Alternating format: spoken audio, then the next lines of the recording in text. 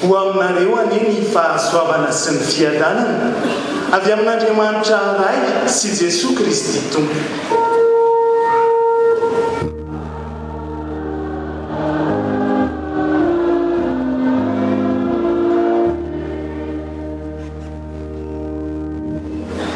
Alahady faha-4 amin'ny Trinité any ny tenin'Andriamanitra voalahatra ho vakiana araka ny perikopa ka ny baiboly diainy na dika tenimbonana eto Madagasikara no ampiasaina amin'izany.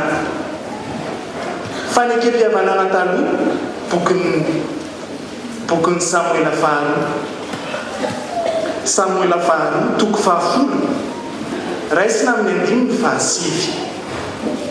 ary avy amin'izany no anakinana ny toriteny.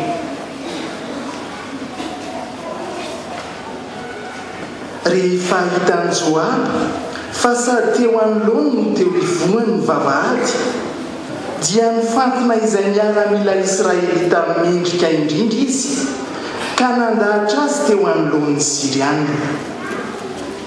Ny miaramila sisa kosa nakininy tamin'ny Abisai rahalainy ka nalany teo anoloan'ny Amonita. Dia hoy Joaba tamin'ity rahalaina: raha mahery noho izao ny Sirianina dia aoka ianao hamonjy ahy, fa raha ny Amonita kosa no mahery noho ianao dia izaho no avy hamonjy anao. Maherezy ianao ary aoka sika hery-miady ho amin'ny firenentsika sy ireo tanànan'Andriamantsika, ary aoka ny tompo amin'izay heveriny tsara.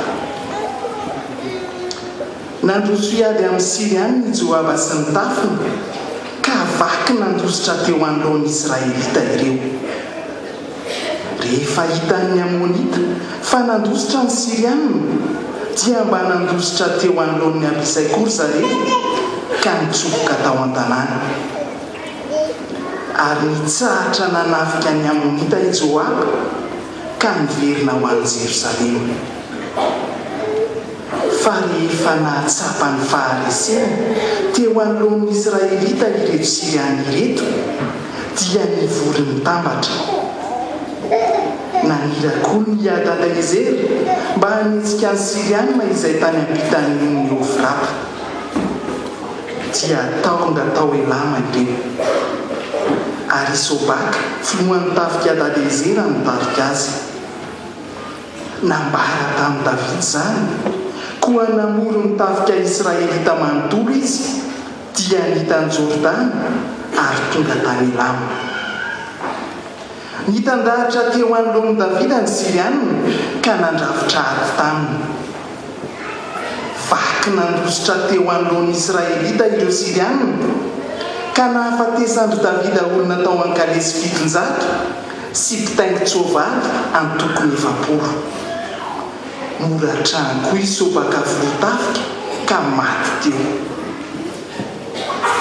Rehefa nahatsapa ny fahareseny teo anoloan'ny Israelita ireo mpanjaka rehetra mpanohan'ny Hadadezera dia nandrindra fihavanana tamin'ny Israelita ka nanoa azy. Ary tsy saina hamonjy ny Amonita intsony ny Sirianina. Tohizana ao amin'ny fanekam-pihavanana vaovao taratasy avy amin'ny apôstôly Paoly ho an'ny fiangonana tao Filipianina toko 1 raisina amin'ny 1.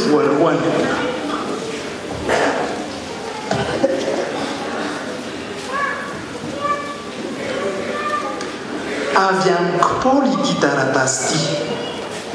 Mamangy anareo vahoaka an'Andriamanitra rehetra ty Filipy aho dia ianareo efa tafaray an'i Kristy Jesosy ary ao anatin'izany ireo mpitondra fiangonana sy ny dekôna. Mamangy anareo koa i Timoty, samy mpanompon'i Kristy Jesosy izahay. Ho aminareo anie ny fahasoavana sy ny fiadanana avy amin'Andriamanitra raitsika sy Jesosy Kristy Tompo. Very mpisaorana an'Andriamanitra ny aminareo aho isaky ny mahatsiaro anareo. ary isaky ny mivavaka ho anareo rehetra dia manao izany amin'ny kafaliana no ianareo ny ray hinana nampy ahy ampandroso ny vaovao mahafaly hatramin'ny andro voalohany ka mandraka ankehitriny. Matoky aho fa Andriamanitra izay nanomboka asa tsara tao aminareo dia noho izany hatrany ka hatanteraka azy amin'ny andro iavin'i Kristy Jesosy. Rary ny tokoa miheverako anareo rehetra toy izany. Eny, entiko antam-poky ianareo satria mpiombona ny tombontsoa nomen'Andriamanitra ianareo rehetra, na amin'izao mahavoafonja izao, na fony ao nampandresy lahatra sy nanamafiolona ny vaovao mahafaly. Andriamanitra novavolombeloko fa marina izany lazaiko izao. Manana anareo rehetra amin'ny fon'ny Kristy Jesosy aho. Ho faranana ao amin'ny vaovao mahafaly araka ny Matio 7:20 raisina amin'ny 20:20 amin'ny anaran'i Jesosy Kristy Tompo.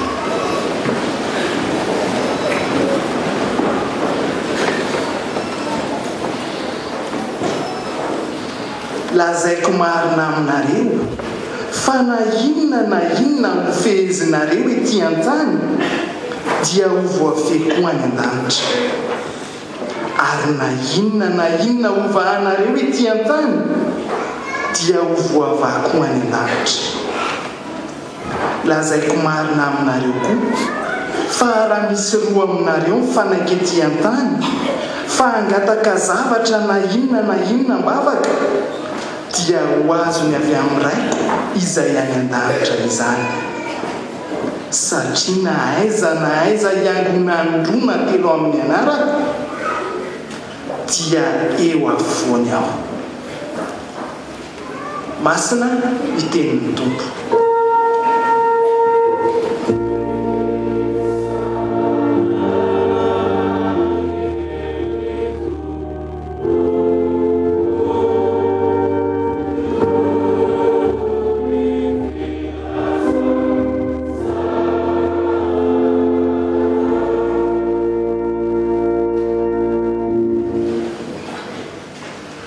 Velim-pisaorana sy fakasitrahana nanao izahay ry Tompo Andriamanitra ay, fa noho ny fahasoavanao dia mbola nomenao tombonandro vaovao ahafahanay midera sy mankalaza ny anaranao eto amin'izao tempolo masinao izao.